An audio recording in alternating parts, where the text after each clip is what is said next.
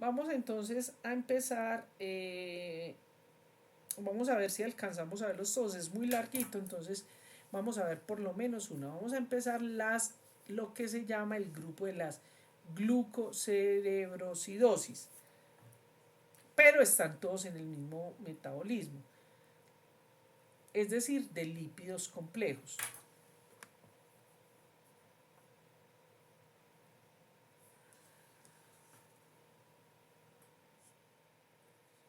Entonces recordemos, vamos a hablar específicamente, vamos a empezar con la enfermedad de Fabry. Recuerden, como ya lo habíamos mencionado, puede ser por este lado, ¿cierto? Es decir, donde el sustrato de la alfa-galactosidasa A sea el globo triacil, triaosil ceramida o el digalactosil ceramida. Entonces, esta es una enfermedad lisosomal muy importante, muchachos, y ojo con esto que acabo de encontrar en esta investigación, que encontré 22 pacientes en la Unión. Y en estos días he estado en la ceja y en la ceja también he encontrado pacientes. Eh, entonces, la enfermedad de Fabry pues se llama por Fabry. En realidad se llama Fabry,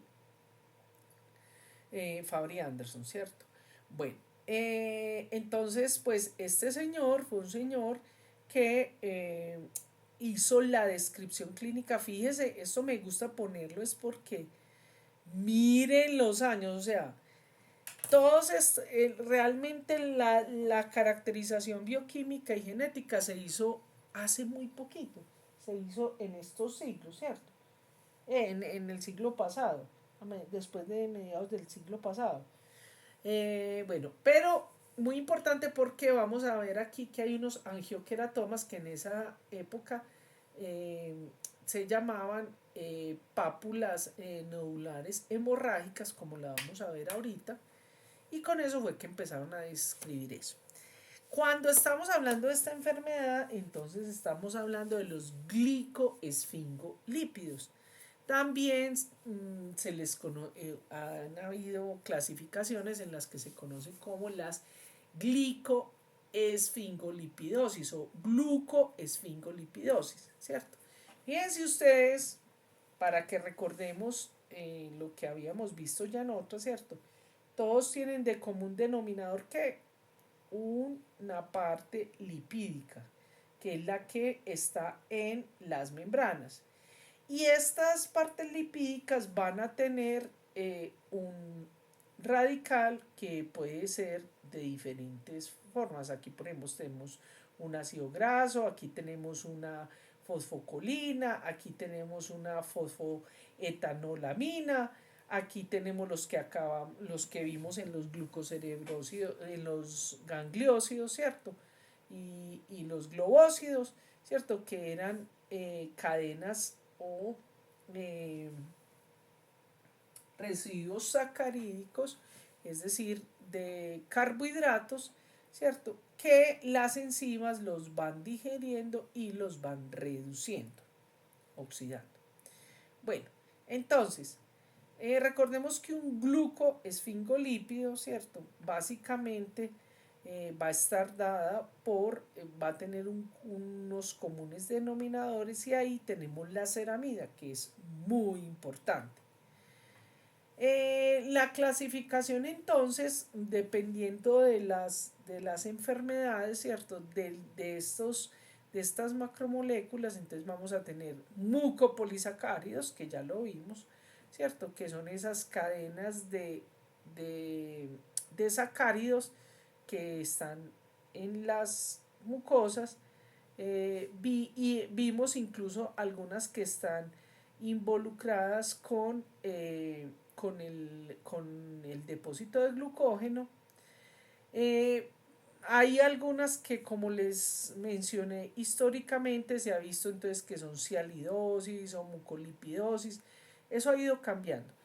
Nosotros vamos a estar aquí, en la que vamos a ver en estos momentos, que es las que han conocido como esfingolipidosis.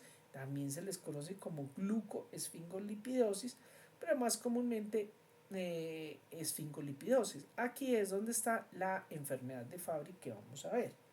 Bueno, fíjese, muy importante. Bueno, muy importante, fíjese que aquí están ya algunas de las que vimos, ¿cierto? Como la GM1, el TAISA, Sandoz, bueno, etcétera. Bueno, la enfermedad de Fabry también tiene todos estos nombres. Uy, aquí, no, se está bien porque es de la enzima. Esto fue lo primero, de las primeras cosas, y es un hallazgo clínico que puede ser muy importante, que es lo que se llama angiokeratomas corpus difuso. Ya lo vamos a ver en gráficas. También se conoce como la enfermedad de Anderson-Fabry, ¿cierto? Estos concomitantemente la describieron. Aquí hay un error porque esto es con mayúscula. También se conoce como lipidosis, deficiencia de la alfa-galactosidasa A o alfa-galactosidasa o deficiencia de la GLA, deficiencia antes también hubo un tiempo en que se llamaba ceramida triexosidasa. ¿Y por qué? Porque recuerden que estaba en 2 puntos. Bueno, entonces, ojo con esta enfermedad, porque esta enfermedad es ligada al X, es de las poquitas. Y esto es muy importante porque ustedes saben que ya lo vimos cuando vimos genética y todo eso. Entonces, claro, se supone que como es ligada, se supone no, sino que cuando decimos que es ligada al X, entonces inmediatamente creemos que afecta a los hombres y las mujeres son portadoras. No, no y no. Aquí, dependiendo de la variante genética, las mujeres, es decir, son más afectados los hombres porque los hombres solo tienen un cromosoma X.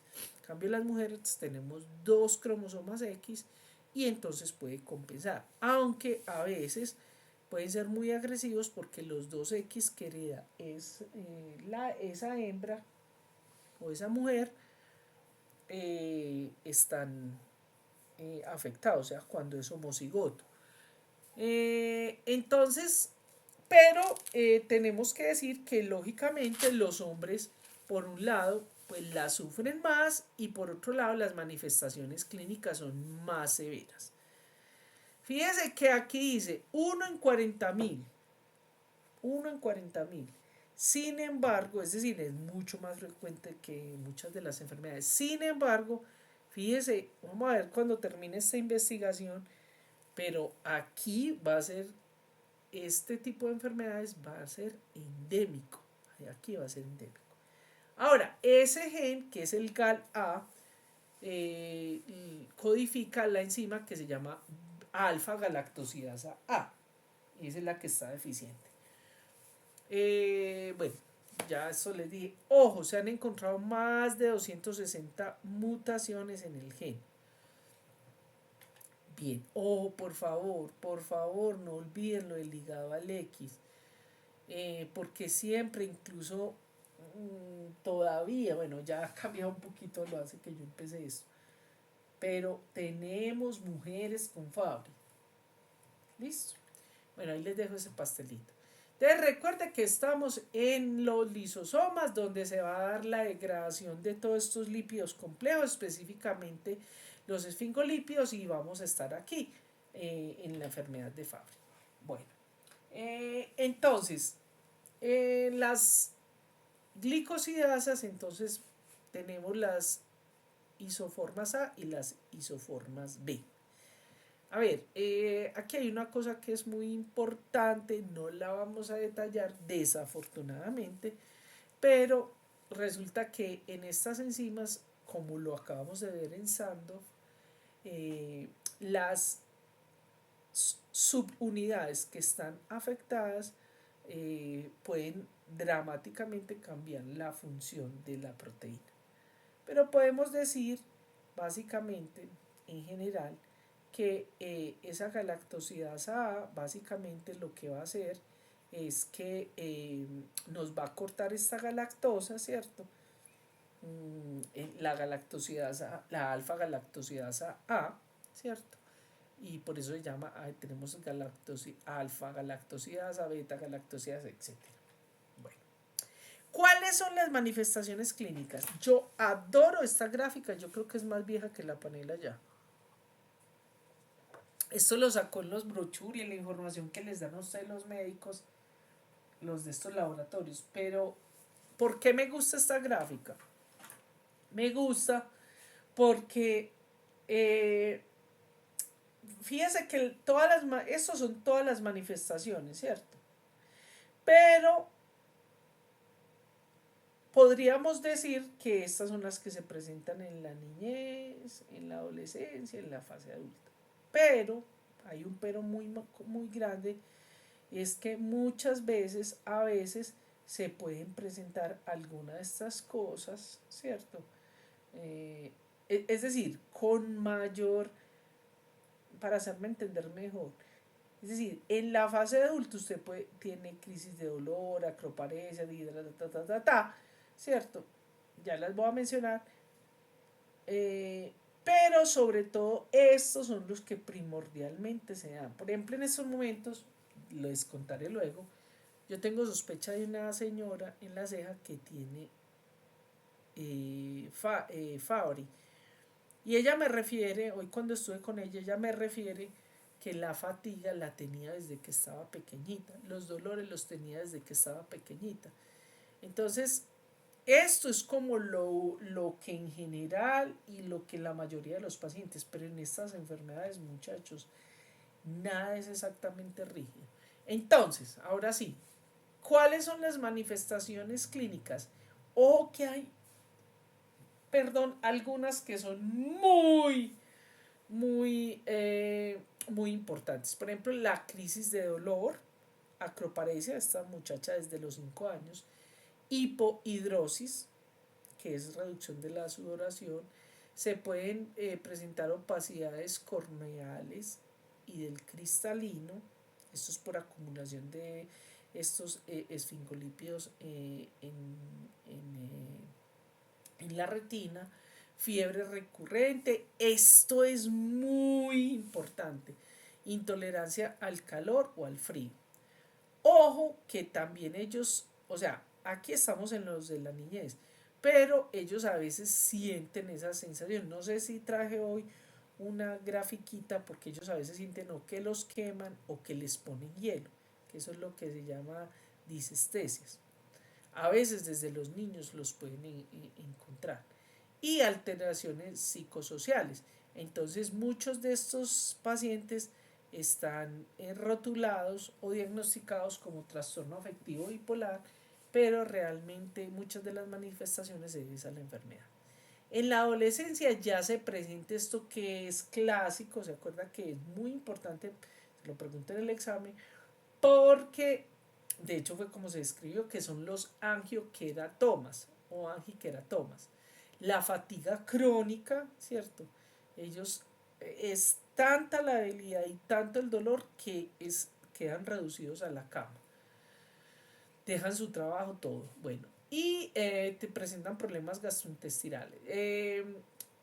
El problema es que como esto, ya vamos a ver cómo se va afectando, ya desafortunadamente, es cuando detectan la enfermedad, ya es porque presentan una insuficiencia renal, incluso daño renal severo, o sea, pérdida del riñón, complicaciones neurológicas de todo tipo, parestesias, o sea, hormigueo en las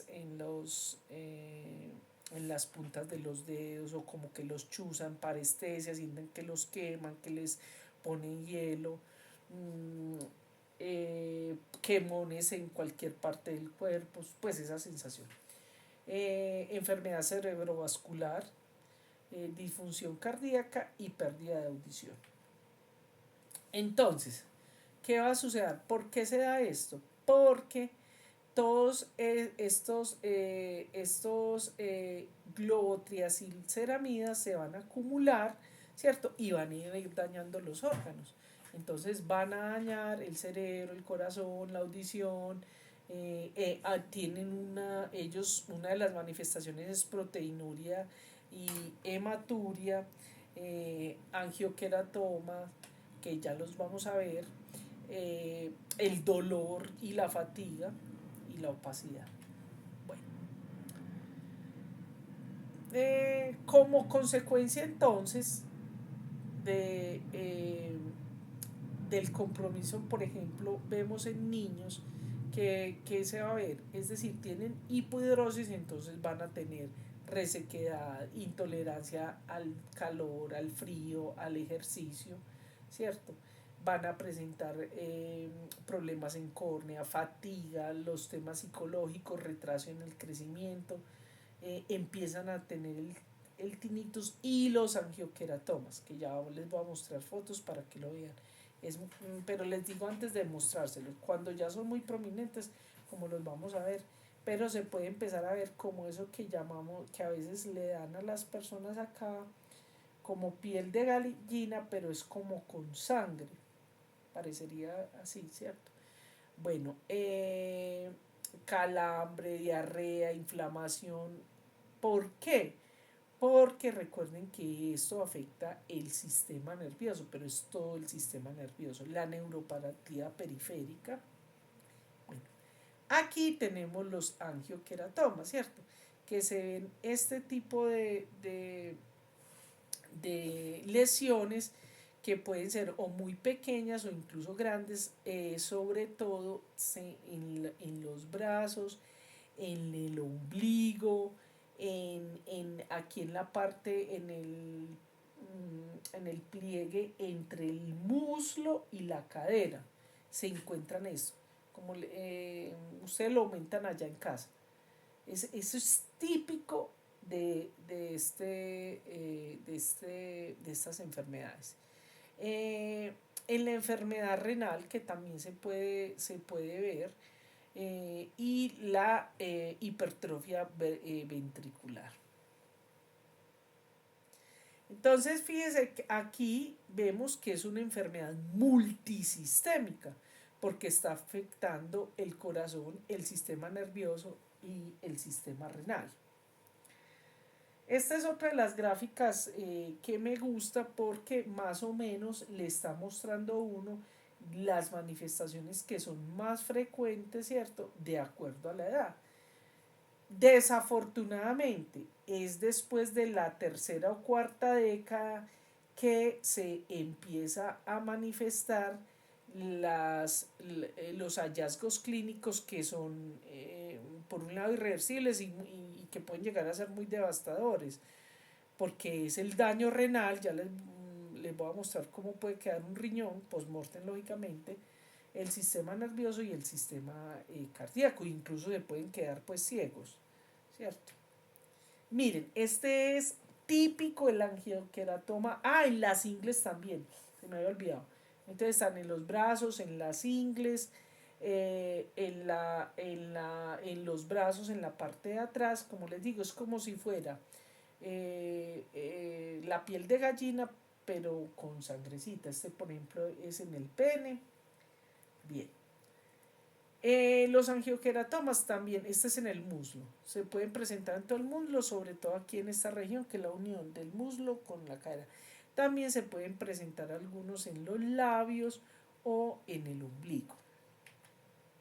Este es muy típico, y sobre todo hacen esta rayita acá.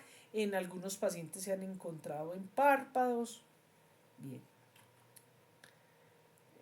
Bueno, este es el del ombligo, la piel. Este es como lo que se encuentra en los angioqueratomas. Esto es como ¿se acuerdan que como lo había descrito Fabri, ¿cierto?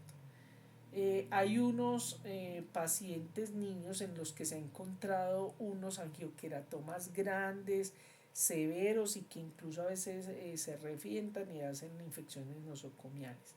Las opacidades corneales, que esta configuración así es típica, que es por el tipo de acumulación que se da de estos glicosfingolípidos. También se da este tipo, es como varices, pero en el ojo. Entonces también es una pista que le puede dar a uno y que puede llevar a las complicaciones visuales. El dismorfismo facial que también se ha hablado y es por acumulación de estos lípidos, sobre todo a nivel de frente, de pómulos, ¿cierto? El problema a nivel del cerebro es que eso puede llevar y o a cualquiera de estas manifestaciones que pueden ser muy devastadoras, o sea, diseminación vascular multifocal, enfermedad neurológica, espectro de enfermedad neurológica, hemiparesia, el vértigo y las alteraciones neuropsicológicas. Bueno, aquí tenemos pues les coloco como lo de la red de pacientes con Fabry, ahí me estoy retrocediendo. En los nervios periféricos, pues nosotros no se hace acá, pero ellos presentan entonces acroparesias, puede como están, pues pueden presentar disestesias, parestesias, o sea, la sensación de que lo queman, que le pone hielo, que lo chuzan, el hormigueo, pueden llegar a presentar disautonomía, problemas de dolor abdominal agudo, porque como se afecta los nervios, entonces se afecta el sistema nervioso de, eh, del sistema digestivo. Bien, esta es pues una de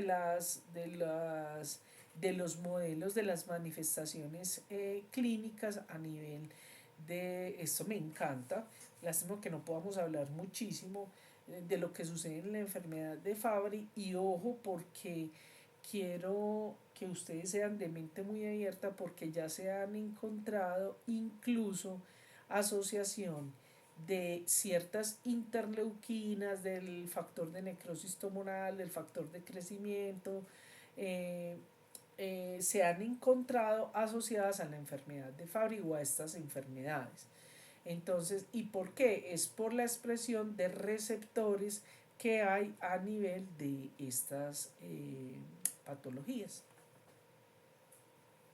Bueno, aquí están pues las acroparesias, ¿cierto? Esto es una de las cosas típicas que te dicen los pacientes, que están sintiendo o que les queman las manos o que les congelan las manos. Cuando un paciente le refiera a usted eso, sospeche de que pueda tener este tipo de enfermedades. Los dolores entonces en dolor de cabeza, dolor en las articulaciones, en la columna, dolores musculares en las rodillas, pueden hacer parte de esto. Esto es lo que debemos evitar, que un paciente llegue a esta situación del riñón, ¿cierto? Entonces, el problema es que esa acumulación de glucoesfingolípidos van dañando la célula renal. Entonces, inicialmente,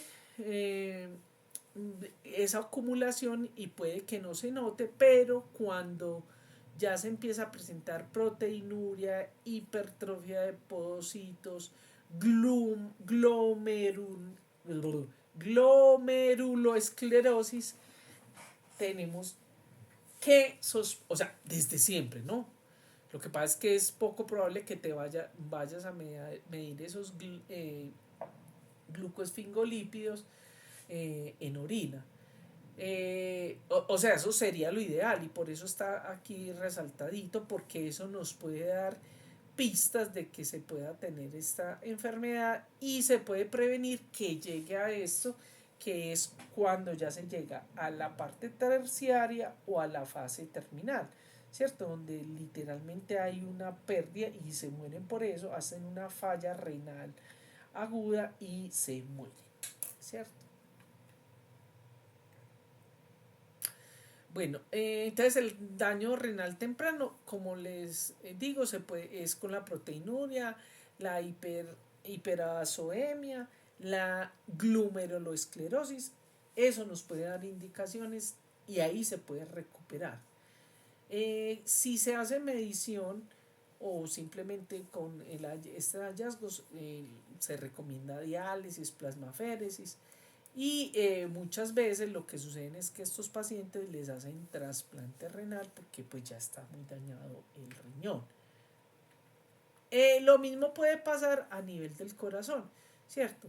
Hay una acumulación de los glicoaminoglicanos, pero aquí es en el corazón y ahí sí no hay cómo medirlos, ¿cierto? Entonces eso lo que va a llevar es a un remoldamiento concéntrico, hipertrofia y fibrosis endocárdica. Y en la tercera fase ya vamos a tener falla cardíaca, arritmias sostenidas. Y pues ya lo que es la fibrilación atrial. Esto va a hacer entonces también que haya un daño de válvulas, o sea que también puede producir valvulopatías, isquemias, infartos. Bueno, ¿cómo se hace el diagnóstico de la enfermedad? Y les voy a adelantar, aunque no es el orden, pero porque hay que ponerle especial atención a estas enfermedades, porque esta es de las pocas enfermedades que tiene terapia de reemplazo enzimático. O sea que si un individuo está en la etapa temprana o en la primera, con la terapia de reemplazo enzimático le podemos estar salvando el riñón, el corazón, la calidad de vida, etc. ¿Cómo se hace el examen? Pues la sospecha clínica. Entonces, ¿usted qué cositas? Ahí para que recordemos lo que hablé. Si usted ve angioqueratomas, hipodrosis, si usted le ve las acroparesias, es de lo que usted tiene que sospechar.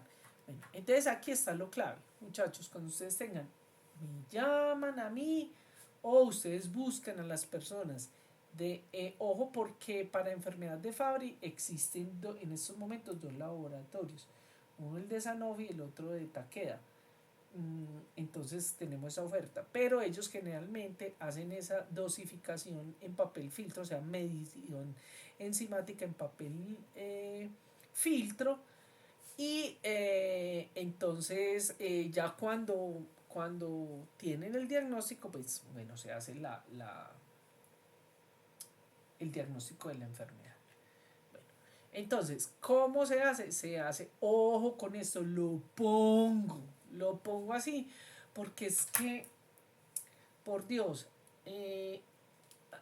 todavía solo se piensa que aquí solo los hombres, pero, y ojo, les digo una cosa, el protocolo que tiene incluso Ginseng es así, la medición de la actividad enzimática en hombres, ¿cierto? Entonces, la de gota seca, que es como esta que estamos viendo acá, y se confirma por medición en leucocitos. Y en las mujeres solo con genotipo. Uy, no. Eso está mal planteado. Yo creo que ojalá que en el futuro lo cambie. Porque realmente, si tenemos la actividad enzimática disminuida en hombres, si tenemos un cuadro clínico, ya eso sería suficiente para que le hagan el tratamiento. Entonces aquí está el de Ginsam, que es Alduracin, ¿cierto? Recuerden que estos son terapias que se hacen, por ejemplo, esta es cada 8 días, intravenoso, no sé si todavía sigue siendo el mismo protocolo, hay unos que cambian para 15 días, bueno. Y tenemos, entonces está esto es terapia de reemplazo enzimático, o sea que le están poniendo la enzima, bueno, eso se hace por infusión. ¿Cuál es el problema en estos países? En los países desarrollados, incluso, pues, o hay instituciones o incluso adiestran o a una enfermera o a la familia para que le pongan en casa. En Colombia se hace de manera intrahospitalaria. Entonces, es lo que les digo. Yo pues, ahorita me encontré en la Unión 22 pacientes con esta enfermedad de Fabry. Imagínense ustedes si se le va a aplicar esta enzima. Ay, ahora que me acuerdo, creo que sí me confirmaron que está cada 14 días. Pero supongamos lo que dice acá. Si es a cada 8 días, hay que ponerle, imagínense ustedes campesino, una persona que está en la parte rural, un empleado o puede ser de la zona urbana del, del municipio, pero que sea empleado, que tenga que bajar 4 veces a Medellín y que generalmente tienen que ir con acompañante. La adherencia de eso va a ser muy poca. Por eso tenemos que trabajar todos juntos en colectivo para cambiar esto. Yo les contaré en qué termina ese novelo. Aquí está entonces, como les digo, pues, los diferentes enzimas. Aquí está también la de Chaer. No sé si en estos momentos esté disponible la de Chaer. Aquí está pues la nueva a ver, básicamente lo que la alfa depende de dónde cómo la aislaron la enzima, ¿cierto? ¿Qué cambia eso? Realmente, ¿qué hemos visto en la literatura? En la literatura se ha visto que la que mejor funciona es la de Genzyme, la de Sanofi Company es la que mejor ha funcionado. Bueno, entonces, ¿cuál es versus comparar una con otra? Entonces están por cada cuántos hay que hacer, los costos, las manifestaciones clínicas, pero en cuanto al pronóstico y manifestaciones de vida, pues y todo, lógicamente que todas estas terapias de reemplazo enzimático, las manifestaciones que ya se han desarrollado no va a reversar. Por eso hay que hacerlos a tiempo. Si una persona ya ha dañado su riñón, pues con la terapia enzimática no va a evitar que se dañe, pues que se le repare el riñón. Por eso, mientras más temprano, mejor. Es mejor sospechar de eso, ¿cierto? Que no dejar a que el paciente se deteriore. Bien. Eh, bueno, a ver chicos,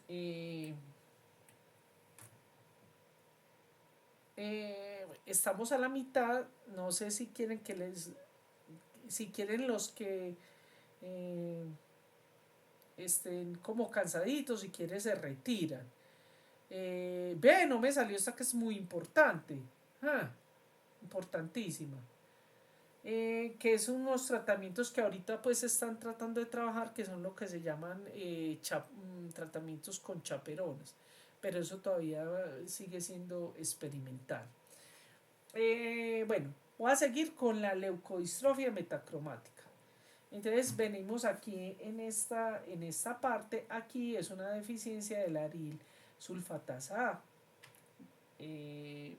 Siempre le dedico esta clase a la doctora Ángela Chávez, madre de Lucía, que gracias a Lucía y a los esfuerzos de sus padres, hoy en día tenemos la Federación Colombiana de Enfermedades Raras. Así que siempre hago pues a todos los pacientes, pero en especial a ellos dos.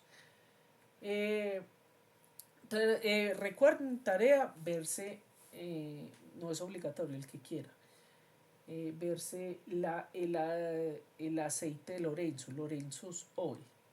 Bueno, entonces la leucemia, la leucodistrofia metacromática es autosómica recesiva, es lisosomal y básicamente tenemos una deficiencia que es deficiencia de la aril sulfatasa A. Es una enfermedad neurodegenerativa, es discapacitante, es una enfermedad que va dañando progresivamente todo el sistema neurológico y va dañando los órganos y va afectando. Es decir, tiene trastornos motores cognitivos progresivos. Bueno, ya esto es, siempre les dejo esto, es como para que recuerden las diferencias. Básicamente, entonces tenemos que hay una variante genética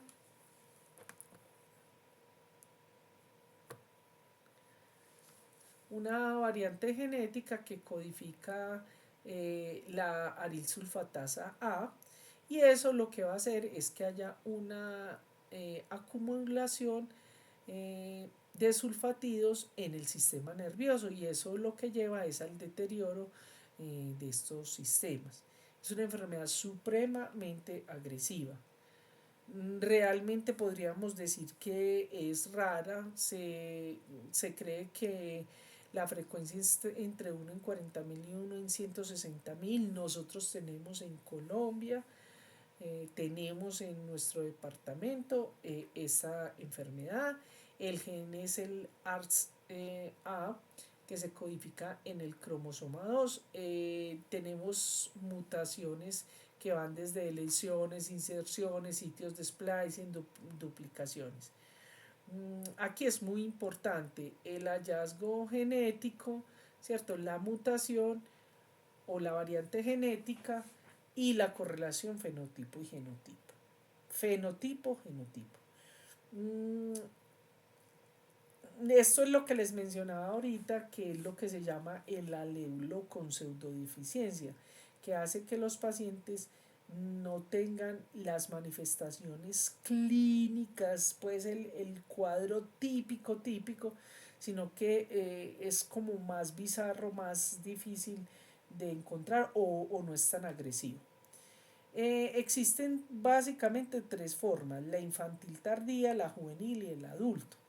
Por ejemplo, en el caso de Lucía fue la infantil, era una niña común y corriente, súper bien, estaba en la guardería, incluso por ahí hay un video en internet, antes lo presentaba. Lo que pasa es que si lo presento aquí no me lo dejan subir a internet, pero ustedes lo buscan, Lucía Alas de Esperanza.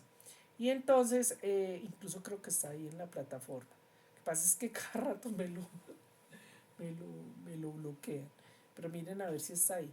Entonces, era una niña común y corriente, estaba en su presentación de prekinder, y la niña de pronto se cayó y quedó ahí, y ahí empieza todo el desarrollo de eso.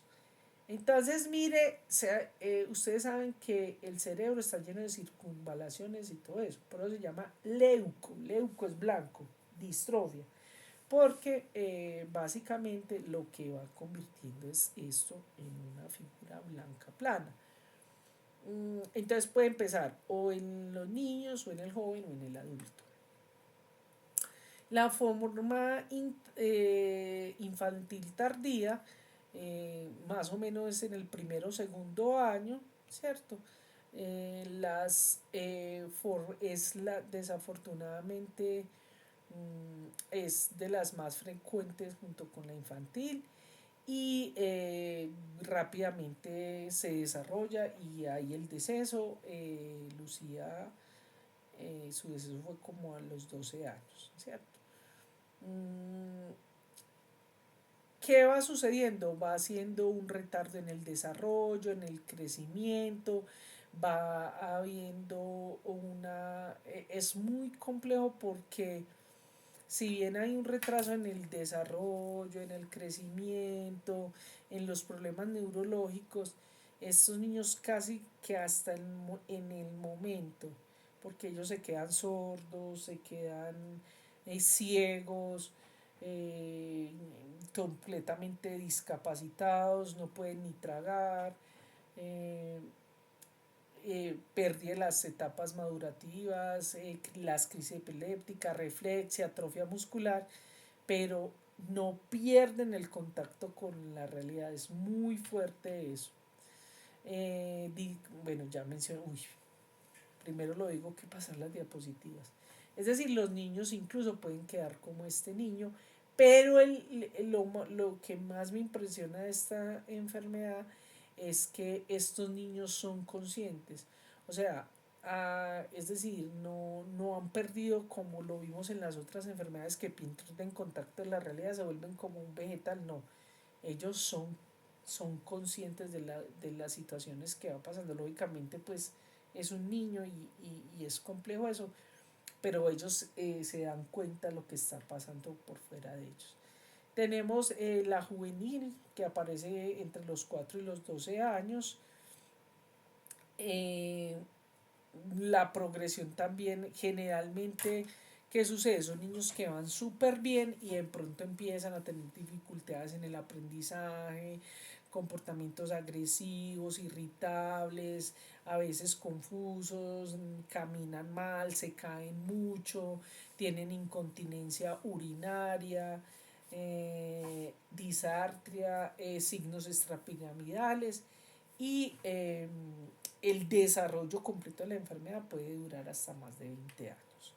En estos momentos tenemos, desafortunadamente, vamos a ver si lo logro invitar para la próxima clase. Lo que pasa es que como estamos tan ajustados, pero hay un estudiante de medicina, de Guapi, ya está en internado y tiene leucemia eh, metacromática y está muy bien. O sea, pues tiene sus cositas, pero imagínense, estudió medicina, va adelante, no, pues no se pudo tener el trasplante con sus hermanos, bueno, pero ahí vamos en eso. Bueno, bueno, ahorita cuento eso, lo del cuento del aceite de Lorenzo. Bueno, en el adulto es más o menos entre los 2 y los 70 años. Como ustedes verán, hay trastornos en el comportamiento, como psiquiátricos, psicológicos, deterioro cognitivo, eh, cambios de personalidad, es decir, como conductas muy bipolares, es decir, o muy contentos, o muy bravos, o muy tristes, o muy deprimidos, y la pérdida pues del intelectual es importante. Como les decía, pueden presentar rasgos de una enfermedad psiquiátrica, ansiedad, pensamientos desorganizados, depresión, psicosis, paranoia, esquizofrenia. ¿Cómo se hace el diagnóstico? Se hace por bioquímica, es el gold estándar. También se puede hacer por la determinación de variantes genéticas. Eh, hay algo que es importante, si bien la gold estándar para el diagnóstico confirmatorio es por química o por genética, la imaginología hace una parte fundamental. En otros países también hay determinaciones por histopatología y diagnóstico prenatal. ¿Qué se puede encontrar, qué se puede ver? Se puede ver, por ejemplo, en aumento de proteínas en líquido cefalorraquídeo, la actividad enzimática de la aril sulfatasa A, ¿cierto? Y también se puede hacer, que es lo que se llama el dosaje, o la actividad en leucocitos o en fibroblastos cultivados. Bueno, esto es muy importante, aunque no es muy vigente en nuestro país, pero a nivel del mundo, de acuerdo a la actividad enzimática, entonces se puede decir que la leucodistrofia es verdadera, ¿cierto? Que es cuando la actividad es menos del 10%, ¿cierto? E incluso se hace el genotipo. Cuando la actividad es entre el 10 y 30%, entonces dice leucodistrofia probable, ¿cierto? Pues ahí hay un detalle a nivel de lo que se hace en el laboratorio, pero no vamos a detallar eso. Cuando la actividad enzimática está entre el 20 y el 65, que es la que se llama por déficit activador de saponina, que es como una variante. Bueno, tenemos entonces la actividad normal, ¿cierto? Eh, que se hace? Se hace recolección de orina, se hace el dosaje de los sulfatidos urinarios y se hace entonces las bandas, es decir, presencia de bandas que tienen que ver con las saponinas. En algunos países, como les digo, se hace determinación por histopatología. ¿Y qué es lo que se encuentra? Se encuentran depósitos de gránulos metacromáticos, ¿cierto? En los nervios y en tejidos viscerales. ¿Por qué se llama leucodistrofia? Porque es tan invasiva, tan agresiva, porque hay una desmielinización y una degeneración de la sustancia blanca. ¿Y a qué se debe eso? Porque la acumulación de estos glicoesfingolípidos hacen que haya un daño masivo neuronal. También puede servir para el diagnóstico el electroencefalograma, ¿cierto? Donde se encuentran ondas lentas y de amplitud aumentada. También se puede hacer conducción nerviosa.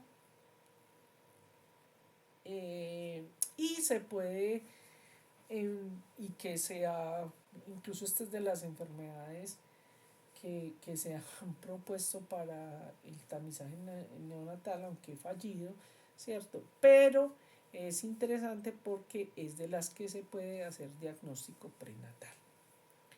¿Cómo? Midiendo la actividad enzimática en el líquido amniótico y en vellosidad coriónica. Tratamiento, ninguno, no hay ningún tratamiento. Lo que hoy en día se recomienda es el aceite de Lorenzo, que véanse la película, es un aceite modificado y hay dos grandes grupos en el mundo. El que habla de los que son pro aceite de Lorenzo y en contra.